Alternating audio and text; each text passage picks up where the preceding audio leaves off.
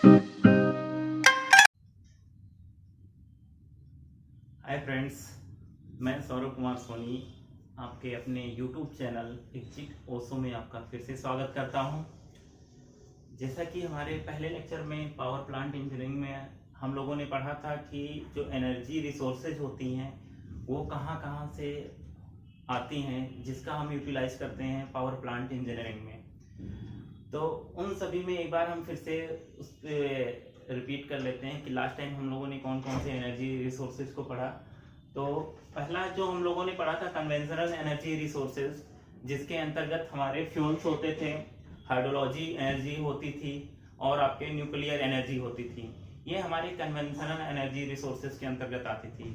और जैसा कि हम लोग जानते हैं कि कन्वेंशनल एनर्जी रिसोर्सेज हम उसको कहते हैं जो प्रकृति में फ्री रूप से पाए जाते हैं, स्वतंत्र रूप से पाए जाते हैं, जिसको हम फिर से उसको रिन्यूएबल नहीं कर सकते हैं, वो हमारे कन्वेंशनल एनर्जी सोर्सेज आते हैं।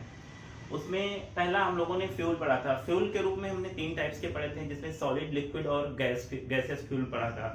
सॉलिड में हम लोगों ने कोल के टाइप्स पढ़े थे, जिसमें आपका लिग्नाइट, पीट, एंथ्रेसाइट, बिटुमिनस, इन सब कोयलों के बारे में पढ़ा था। उसके बाद गैस आपका लिक्विड फ्यूल में हम लोगों ने पढ़ा था petroleum gases, kerosene oil, etcetera, इन सब चीज़ों के बारे में हम लोगों ने पढ़ा था। जबकि गैसेस के बारे में हम लोगों ने पढ़ा था, प्रोड्यूसर गैस आदि के बारे में पढ़ा था, जो फ्यूल के रूप में इस्तेमाल होते हैं किसमें, कन्वेंशनल एनर्जी रिसोर्सेज में। उसके बाद जो हमारा जो सेकंड टॉपिक आया था उसमें वो हाइड्रोलॉजी आया था, मतलब वाटर एनर्जी रिसोर्सेज, जो कि हमारा कन्वेंशनल एनर्जी रिसोर्सेज का सेकंड पार्ट होता है। इसमें वाटर एनर्जी रिसोर्सेज के अंतर्गत जो नदियां या समुद्र के द्वारा पानी को किसी एक गड्ढे में या एक पिट्स बनाते हैं, उन सब जगहों पर इकट्ठा करके या डैम्स वगैरह में पानी को एकत्रित कर लेते हैं एक रिसोर्स के रूप में। उसको एक जो टरबाइन्स वगैरह लगाते हैं, जिससे उस हेड तक उसको उस डैम्स में पानी को भर लेते हैं। उसके बाद उसको हम टरबाइन पे प्रवाहित करते हैं, जिसके द्वारा हम इलेक्ट्रिकल सप्लाई और बहुत सारे संयंत्रों में इसका इस्तेमाल करते हैं, जो कि हाइड्रोलॉजी या वाटर एनर्जी रिसोर्सेज के अंतर्गत आते हैं। उसके बाद हमारा थर्ड आया था न्यूक्लियर एनर्जी। जैसा कि हम लोग जानते हैं जो यूरेनियम होता है वो प्रकृति में पूर्ण रूप से फ्री में आपको मिलता है। ठीक, यूरेनियम का इस्तेमाल हम करते हैं, जैसे कि यूरेनियम का जब विखंडन होता है तो प्लूटोनियम में टूटता है, जो कि हाई अमाउंट में एनर्जी को डिस्चार्ज करता है, जिसका हम यूटिलाइज पावर प्लांट इंजीनियरिंग में कर लेते हैं। तो ये जो एनर्जीज थी तीनों आपके फ्यूल्स, हाइड्रोलॉजी और न्यूक्लियर एनर्जी, ये सब आपके कन्वेंशनल एनर्जी रिसोर्सेज के अंतर्गत आते हैं। और दूसरा जो टाइप था वो नॉन कन्वेंशनल एनर्जी रिसोर्सेज के अंतर्गत होता है, जिसमें हम क्या करते हैं, जो एनर्जी रिसोर्सेज होती हैं उसको हम रिन्यू भी कर सकते हैं, जिसके अंतर्गत आपका टाइडल एनर्जी होता है, आपका सोलर एनर्जी होता है, विंड एनर्जी होती है आपका। ये सब एनर्जी आपके नॉन कन्वेंशनल एनर्जी के अंतर्गत आते हैं। तो सोलर एनर्जी क्या होता है, नॉन कन्वेंशनल एनर्जी में सोलर एनर्जी क्या होता है। सोलर एनर्जी के अंतर्गत जो सूर्य की इलेक्ट्रोमैग्नेटिक वेव्स रेडिएशंस होती है वो प्लेट्स पे सीधे पड़ती हैं।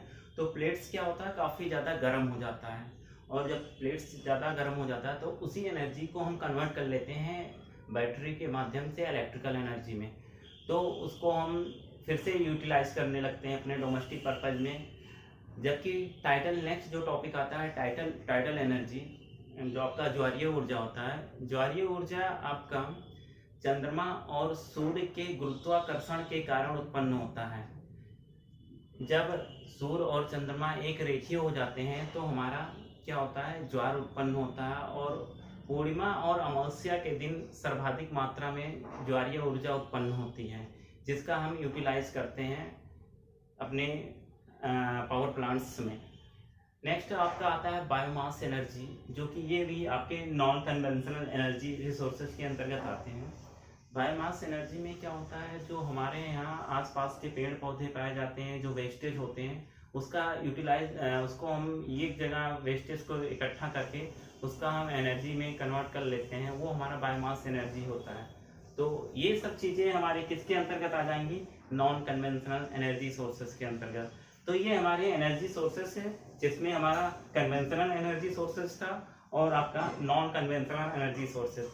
अब इसके बाद हमारा आता है टॉपिक, हमारे पास पावर प्लांट्स में कौन कौन से पावर प्लांट्स हैं, जिसका हम इस बुक में या इस अपने सिलेबस के अनुसार उसको हम पढ़ेंगे। जिसमें आपका होता है थर्मल पावर प्लांट्स, जो आपके तापीय शक्ति संयंत्र हैं, जिसमें आपका इलेक्ट्रिकल एनर्जी को जनरेट करने के लिए, उसके सप्लाई को देखरेख करने के लिए, वो आपके थर्मल पावर प्लांट्स के अंतर्गत आता है, जिसमें हम बॉयलर वगैरह का इस्तेमाल करते हैं। दूसरा आपका आता है हाइड्रोलॉजी पावर प्लांट्स या जल शक्ति हाइड्रो पावर प्लांट या जल शक्ति संयंत्र होता है, जिसके हम अंतर्गत हम टरबाइंस वगैरह का इस्तेमाल करके, ठीक ना, टरबाइंस का इस्तेमाल करके हम पावर प्लांट्स में एनर्जी को कन्वर्ट करते हैं, जिसके द्वारा हम इलेक्ट्रिकल सप्लाई जनरेट करते हैं।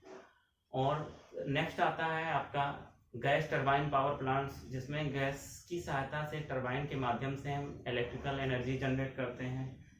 उसके बाद आता है न्यूक्लियर पावर प्लांट्स, जिसमें न्यूक्लियर फ्यूल के माध्यम से हम इलेक्ट्रिकल सप्लाई को कन्वर्ट करते हैं, ठीक ना।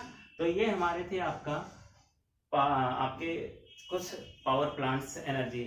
बाकी हम नेक्स्ट टाइम नेक्स्ट चैप्टर में शुरुआत से पढ़ेंगे थर्मल पावर प्लांट्स क्या होते हैं।